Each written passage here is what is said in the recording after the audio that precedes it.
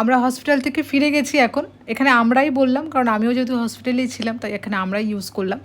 বাপি, মা, মান্তু এরা চলে এসছে দেখতে। অ্যাকচুয়ালি মান্তু গেছিলো ডিসচার্জের সময়, একসাথেই আসা হয়েছে। বাপি মা অলরেডি তখন চলে এসেছিলেন।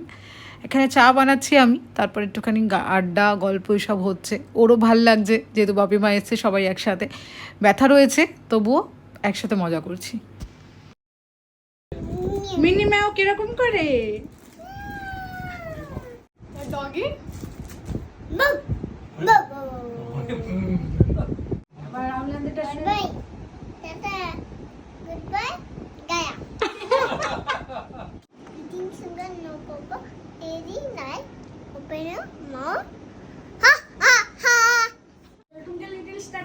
ভালো বলে, খুব সুন্দর বলে। বাবু বলো তো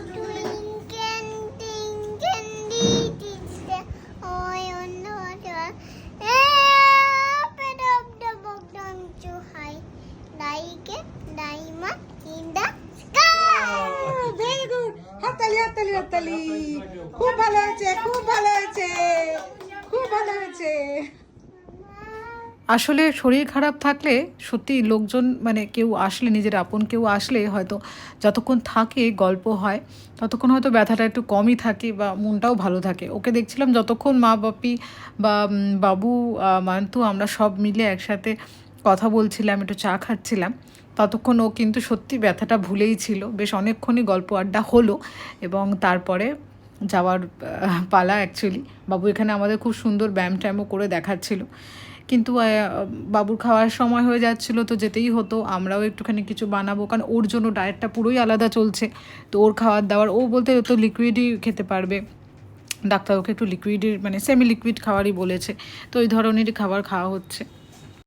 সাবধানে থাকবে, খাওয়া দাওয়া খুব সাবধানে। আর কোল্ড ড্রিঙ্কের বোতল যেদিন কিনবে সেদিন আমাকে ফোন করবে। কোল্ড ড্রিঙ্কের বোতল আসলে আমি আসবো। এখানে মা যাওয়ার আগে কোল্ড ড্রিঙ্কসের ওপর একদম আলটিমেটাম দিয়ে গেলেন, সেটা খুব দরকারি ছিল।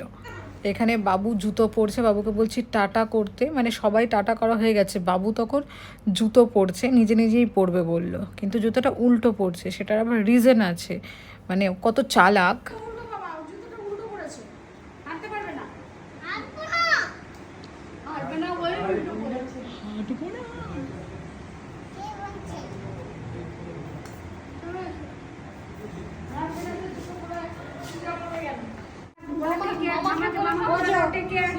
মামাকে টেক কেয়ার বলে দাও। এই দিকে মামাকে বলো।